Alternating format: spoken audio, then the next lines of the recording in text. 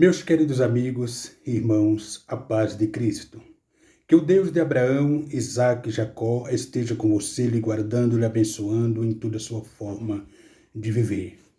Meus queridos, antes de mais nada, eu quero pedir para você que esteja vendo ou ouvindo este vídeo, entre no meu canal no YouTube e acesse lá Presbítero José Vicente Francisco, ou José Vicente, para ver os outros trabalhos que falam a respeito de o que significa a palavra Septuaginta, Vulgata e muitos outros trabalhos. Entre lá, comente, compartilhe para que outras pessoas venham ter um pouco mais de conhecimento.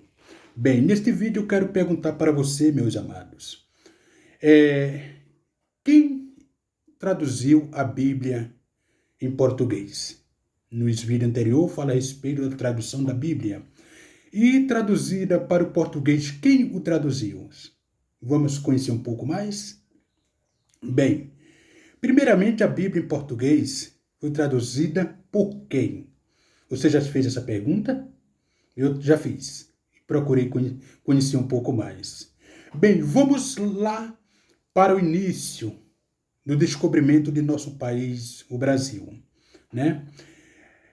Nós sabemos quantas histórias que o nosso país foi descoberto pelos portugueses. Claro que outras nações como Holanda, francês, espanhol, estiveram juntos, né? Mas vamos lá para esta época. Bem, em 1279, aproximadamente 1375, uma parte do livro de Gênesis foi traduzido da Vulgata Latina pelo rei de Portugal, Dom Diniz. Vamos mais adiante, né? Já o rei Dom João I ordenou que fosse traduzida os evangelhos. Dom João I. E Dom João II traduziu o próprio livro de Salmo. Meus queridos, mas vamos mais adiante. Lá em 1505, no descobrimento do Brasil, entra uma personagem, a rainha de Portugal, Leonor, esposa de Dom João II. Nessa época, a rainha de Portugal, Leonor, esposa de Dom João II, mandou traduzir, mandou imprimir os evangelhos, o livro de Atos. Amém? E isso foi traduzido em Portugal, para Portugal e para nós, os portugueses aqui do Brasil. Quem foi que o traduziu? Bom, esta tarefa árdua essa tarefa para ser traduzida, para ser feita a tradução da Bíblia pelo pastor João Ferreira de Almeida. Aí eu te pergunto, meu amado, quem é João Ferreira de Almeida? Amém? Você já ouviu falar nesse homem? João Ferreira de Almeida? João Ferreira de Almeida, para muitos, é desconhecido. O desconhecimento completo desse homem. Por que se dá esse desconhecimento completo para este homem que traduziu a Bíblia do português? Você pode tirar suas conclusões, você pode ter suas teses. Eu, porém, vos digo, assim fala a história, que pode se dar que este homem ele era protestante, calvinista, e pela simples razão da Inquisição, da Igreja Católica Apostólica Romana, ter acompanhado de perto este homem, temendo ser ele um herege, costumava seguir de perto. Mas aí se dá esse desconhecimento deste grande homem de Deus. Bem, meus amados, João Ferreira de Almeida nasceu em 1628 em Torre de Tavares, nas proximidades de Lisboa, em Portugal. Amém? E veio falecer no dia 6 de agosto de 1991. Este foi o João Ferreira de Almeida. Quando o pastor João Ferreira de Almeida tinha 12 anos de idade, ele se mudou para a Ásia, na Indonésia. Lá, depois de 2 anos, foi para a Malásia, né? Depois de 2 anos, foi para a Malásia, na Malásia.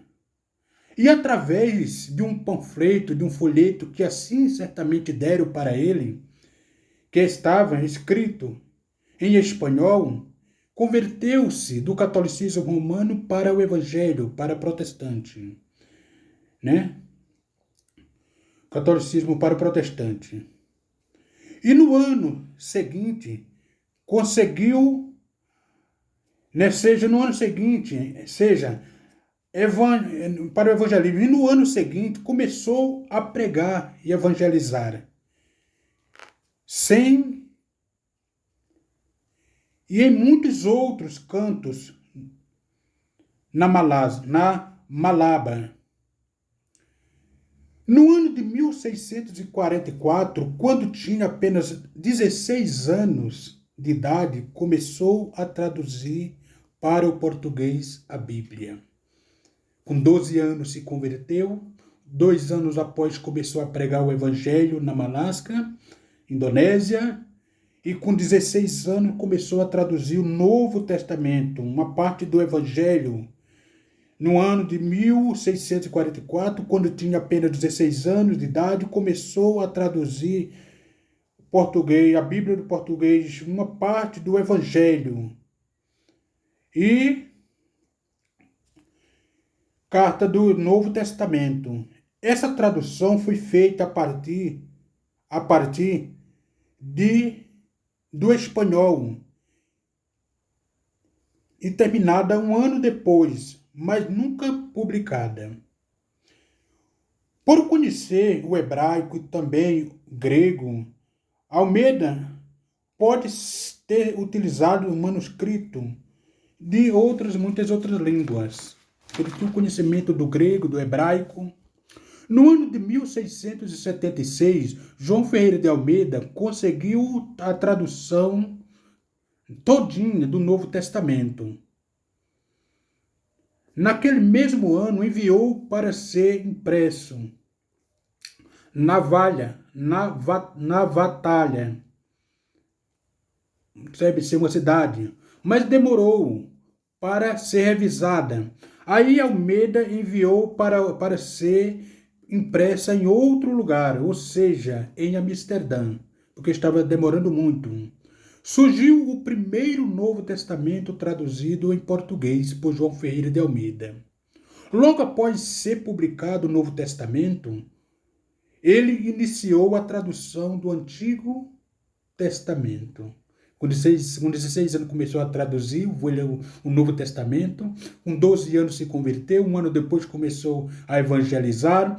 Depois que terminou a impressão do Velho Testamento, começou a traduzir o Velho Testamento.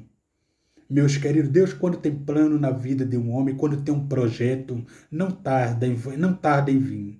Ele cumpre até o fim. Então, que em sua vida profetize bênção, sem medida que ele não falha. Amém?